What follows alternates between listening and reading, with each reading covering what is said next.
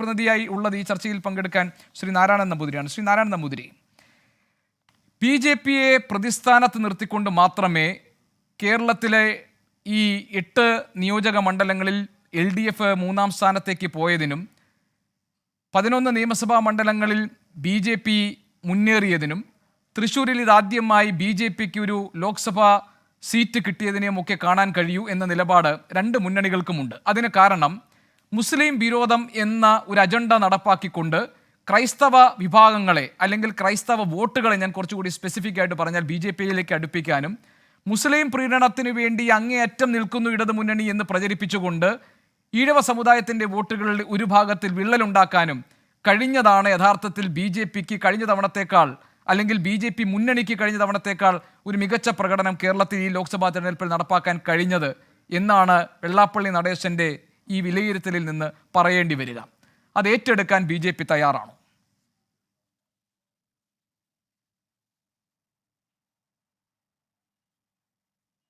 BJP ഈ തെരഞ്ഞെടുപ്പിൽ LDF-ന്റെ പരാജയത്തിന് BJP-യാണ് കാരണമെന്ന് റെജി ലൂക്കോസും ഇടതുപക്ഷത്തിൻ്റെ സഹയാത്രികന്മാരും ഇടതുപക്ഷ നേതാക്കന്മാരും എല്ലാം സമ്മതിക്കുന്നുവെങ്കിൽ കേരളത്തിൽ BJP വളർന്നു എന്ന് തന്നെയാണ്. ഇടതുപക്ഷത്തിനെ തോൽപ്പിക്കാൻ പാകത്തിന് BJP വളർന്നുകൊണ്ടിരിക്കുന്നു എന്നുള്ള ഭംഗ്യന്തരേണ സമ്മതിക്കുകയാണ്. അങ്ങനെ സമ്മതിച്ച റെജി ലൂക്കോസിന് ഞാൻ ആദ്യം ഒരു നന്ദി പറയുകയാണ്. ഈ ചർച്ചയിലെങ്കിലും BJP കാരണങ്ങളാണല്ലോ പ്രധാനം.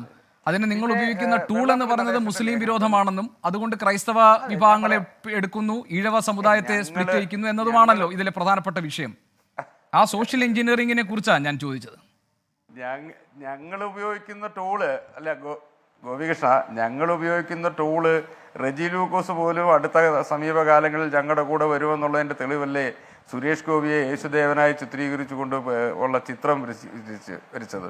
അപ്പോൾ യേശുദേവനെ പോലെ നിഷ്കളങ്കനും പാവപ്പെട്ടവനെ സേവിക്കുന്ന ആളുമാണ് സുരേഷ് ഗോപി എന്ന് റെജി ലൂക്കോസ് ഭംഗ്യന്തരേണ സമ്മതിച്ചതല്ലേ? അപ്പോൾ ഭംഗ്യന്തരേണ സുരേഷ് ഗോപി സംബന്ധിച്ച ഒരു കാര്യം കൂടി ഉണ്ട് ശ്രീ നാരായണൻ നമ്പൂതിരി, ഞാൻ ഈ ചർച്ചയിൽ പറയുക. അതായത് ഇതൊരു രാഷ്ട്രീയ വിജയം എന്നതിനേക്കാൾ കൂടുതൽ തന്നെ അപ്പുറത്ത് നിന്നുമുള്ള എല്ലാവരുടെയും കൂട്ടായ പിന്തുണയിലുണ്ടായ വിജയം എന്ന് സുരേഷ് ഗോപി പറഞ്ഞ സാഹചര്യവുമുണ്ട്. അല്ലെന്ന് ഞങ്ങൾ ഇപ്പം സുരേഷ് ഗോപി പറഞ്ഞത് തെറ്റാണെന്നൊന്നും പറയുന്നില്ല. BJP-യുടെ മാത്രം വോട്ടല്ല, BJP-യുടെ സംഘടനാ ബലവും സംഘടനാ ശേഷിക്കും അപ്പുറം തൃശ്ശൂരിലെ ബഹുജനം സുരേഷ് ഗോപിക്ക് വോട്ട് ചെയ്തു. സുരേഷ് ഗോപിയുടെ പ്രഖ്യാപിത നിലപാട് തെരഞ്ഞെടുപ്പിൽ സ്ഥാനാർത്ഥി അപ്പൊളിറ്റിക്കലാവണം, MP അപ്പൊളിറ്റിക്കലാകണം, വികസനത്തിൻ്റെ കാര്യത്തിൽ പൊളിറ്റിക്സ് പാടില്ല. സുരേഷ് ഗോപിയുടെ അദ്ദേഹത്തിൻ്റെ നിലപാട് അതാണ്. അപ്പോൾ സ്വാഭാവികമായി അദ്ദേഹം അത് പറഞ്ഞു. പക്ഷേ BJP-യുടെ വിജയം, BJP-യുടെ പ്രവർത്തനം ഇതൊന്നും അദ്ദേഹം തള്ളി പറഞ്ഞിട്ടില്ല. BJP പ്രവർത്തിക്കാത്തതുകൊണ്ടാണെന്നൊന്നും പറഞ്ഞിട്ടില്ല. അപ്പോൾ സ്വാഭാവികമായി ഏത് വിജയത്തിലും ഏത് സംഘടനയും ആ സംഘടനയ്ക്ക് ബലത്തിനും അപ്പുറമുള്ള ബഹുജന പിന്തുണ കിട്ടുമ്പോഴാണല്ലോ അത് വിജയമാകുന്നത്. ആ സംഘടനാ ബലം കൊണ്ട് മാത്രം ഒരു തെരഞ്ഞെടുപ്പിൽ ആരും വിജയിക്കാൻ പോകുന്നില്ല. CPM വിജയിക്കുന്നതും CPM-ൻ്റെ കേഡറിൻ്റെയും CPM അനുഭാവികളുടെയും അപ്പുറം നിഷ്പക്ഷരായി നിൽക്കുന്ന ആളുകൾ വോട്ട് ചെയ്യുമ്പോഴാണ്. കോൺഗ്രസ് വിജയിക്കുന്നു, അങ്ങനെയാണ്. അപ്പോൾ അതുകൊണ്ട് അത് ഈ BJP-ക്ക് അപ്പുറമുള്ള ആളുകൾ വോട്ട് ചെയ്ത ആളുകളോട് നന്ദി പറഞ്ഞത് തെറ്റായിട്ടൊന്നും ഞങ്ങൾ കാണുന്നില്ല. അത് ഒരു നല്ല കാര്യം തന്നെയാണ്. അതവിടെ നിൽക്കട്ടെ, അതല്ല വിഷയം. എന്തുകൊണ്ടാണ് വെള്ളാപ്പള്ളി നടേശൻ ഇങ്ങനെ ഒരു ലേഖനം എഴുതിയത്? വെള്ളാപ്പള്ളി നടേശൻ കേവലം വോട്ട് ഷിഫ്റ്റിനെ കുറിച്ചല്ലോ, കുറേയേറെ കാര്യങ്ങൾ പറഞ്ഞിട്ടുണ്ടല്ലോ.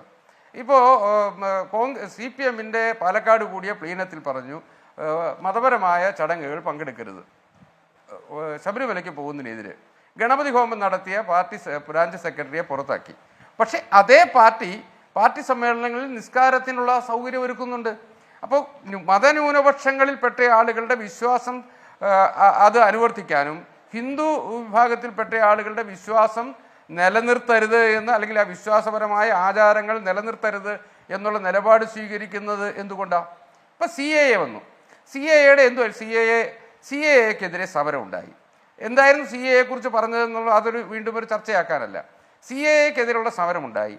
CAA-ക്കെതിരെ കേരളത്തിലെ ക്രിസ്ത്യൻ മത വിഭാഗങ്ങളും ആ CAA-ക്കെതിരായ നിലപാടുകൾ സ്വീകരിച്ചു. കോഴിക്കോട് സമ്മേളനം നടത്തി CPM. എന്തുകൊണ്ടാണ് മുസ്ലിം മത സംഘടനകളെ മാത്രം പങ്കെടുപ്പിച്ചുകൊണ്ട് സമ്മേളനം നടത്തിയത്? ക്രിസ്ത്യൻ മത സംഘടനകളിൽപ്പെട്ട ആരെയും അതിൽ പങ്കെടുപ്പിച്ചില്ലല്ലോ. അപ്പൊ ഇതൊരു വളരെ ബോധപൂർവമായി ഒരു ഒരു അല്ല അതൊക്കെ ഇപ്പൊ ബി ജെ പി എന്താ പറയണ്ടേ, ഒരു ഈ concentration ഒരു വിഭാഗത്തിനെ, സ്നേഹവിരുന്നൊരുക്കി അവരെ ഈ മാത്രം ന്യൂനപക്ഷ വിഭാഗങ്ങളുടെ concentrate ഗൃഹസന്ദർശനം നടത്തിയപ്പോൾ മുസ്ലിം മതവിഭാഗക്കാരുടെ വീടുകളിലേക്ക് നിങ്ങൾ പോയില്ലല്ലോ, ക്രൈസ്തവ വിഭാഗക്കാരുടെ വീടുകളിലേക്കല്ലേ പോയുള്ളൂ? പോയല്ലോ, ഞങ്ങൾ പോയില്ലെന്ന് ആരാ പറഞ്ഞു? എവിടെ പോയി? ഞങ്ങൾ ഈ റംസാനും മുസ്ലിം ഔട്ട്റീച്ചിന്റെ ഭാഗമായി ഞാൻ പോയിട്ടുള്ളതാണല്ലോ. എവിടെ? ഞങ്ങൾ ഈസ്റ്ററിന് ഒരു പ്രോഗ്രാം വെച്ചു, അത് പോയിട്ടുള്ളതാണല്ലോ. അത് പോയില്ല എന്ന് പറയുന്നില്ല, എങ്ങനെ നിങ്ങൾ എങ്ങനെ അറിയുന്നത്? ഞങ്ങൾ എല്ലാ വിഭാഗത്തിൽപ്പെട്ട ആളുകളെയും കാണണമെന്നും സ്നേഹസംവാദം നടത്തണമെന്നും ഉള്ള നിലപാട്, അല്ലാതെ ഏതെങ്കിലും ഒരു പർട്ടിക്കുലർ കമ്മ്യൂണിറ്റി അല്ല. അത് ഈസ്റ്റർ പ്രമാണിച്ച് നമ്മൾ ഇട്ട, അല്ലെങ്കിൽ ക്രിസ്മസ് പ്രമാണിച്ച് ഇട്ട ഒരു പേരാണത്. അതിനപ്പുറത്തേക്ക് അത് ആ വിഭാഗത്തിൽപ്പെട്ട ആളുകളെ കാണണമെന്ന്. അല്ല പിന്നെ എപ്പോഴാണ് നിങ്ങൾ ഈ മുസ്ലിം വിഭാഗങ്ങളുടെ വീടുകളിൽ പോയി എന്ന് പറഞ്ഞപ്പോൾ? പെരുന്നാൾ സമയത്തോ താങ്കൾ പോയി എന്ന് പറഞ്ഞത്? പെരുന്നാൾ സമയത്തല്ലാതെ ക്രിസ്മസ് സമയത്തും ഈസ്റ്റർ സമയത്തുമാണല്ലോ ഒരു സംഘടനാപരമായ ഒരു തീരുമാനപ്രകാരം പോകുന്നത്. അല്ല അങ്ങനെ സംഘടനാപരമായ ഞങ്ങൾക്ക് വ്യക്തമായ നിർദ്ദേശമാണ്. ഓരോ മതപരമായ ആഘോഷവും അതിൻ്റെ അകത്ത് ഓരോ മതത്തിൻ്റെയും അല്ല ഞാൻ പറഞ്ഞു, ഓരോ മതത്തിൻ്റെയും ആഘോഷങ്ങളിൽ BJPയുടെ ആളുകൾ പങ്കാളികളാകണം, ആ വീടുകളിൽ ചെല്ലണം, അവരുടെ ആഘോഷത്തിൽ അവരോടൊപ്പം പങ്കുചേരണം. ഇതൊരു നിർദ്ദേശമാണ്. അത് കേവലം ഏതെങ്കിലും ഒരു കമ്മ്യൂണിറ്റിയെ കൂടെ നിർത്തുക എന്നുള്ളതല്ല. അത് എല്ലാ, കാരണം അങ്ങനെ പോയോ? അല്ല നാരായണ നമ്പൂതിരി, ആ പോയിന്റ് എനിക്ക് മനസ്സിലായി. എനിക്ക് മനസ്സിലാവാത്ത ഭാഗം അങ്ങനെ നിങ്ങൾ പോയിരുന്നോ എന്നാണ് ഞാൻ ചോദിച്ചത്. അങ്ങനെ നിങ്ങൾ മുസ്ലിം ഭവനങ്ങളിലും പോയിരുന്നോ? പോയിരുന്നല്ലോ. പോയിരുന്നു അല്ലേ? ഇത് ഞങ്ങളാരും ഒന്നും ഇത് കൊട്ടിക്കൊഴിച്ചു കൊണ്ട് പോയതല്ലല്ലോ, പോയിരുന്നല്ലോ. ഞങ്ങള് തൃപ്പൂണിത്തറയിൽ പാർട്ടിയുടെ ന്യൂനപക്ഷ മോർച്ചയുടെ നേതൃത്വത്തിൽ ഇഫ്താർ വിരുന്ന് സംഘടിപ്പിച്ചിട്ടുണ്ടല്ലോ.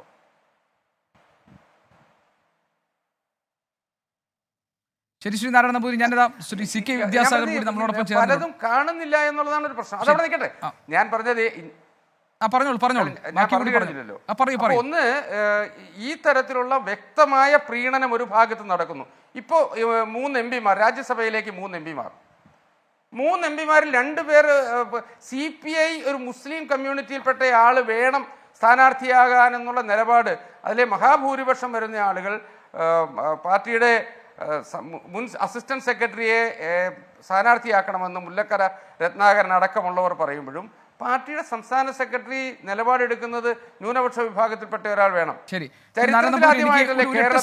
ഞാൻ ഒന്ന് ഇടപെടുകയാണ്, താങ്കൾ ക്ഷമിക്കണം. ഒരു ചെറിയ ഇടവേള എനിക്ക് അടിയന്തരമായി എടുക്കണം, അതിനുശേഷം ഞാൻ താങ്കളിലേക്ക് തന്നെ തിരിച്ചു വരാം.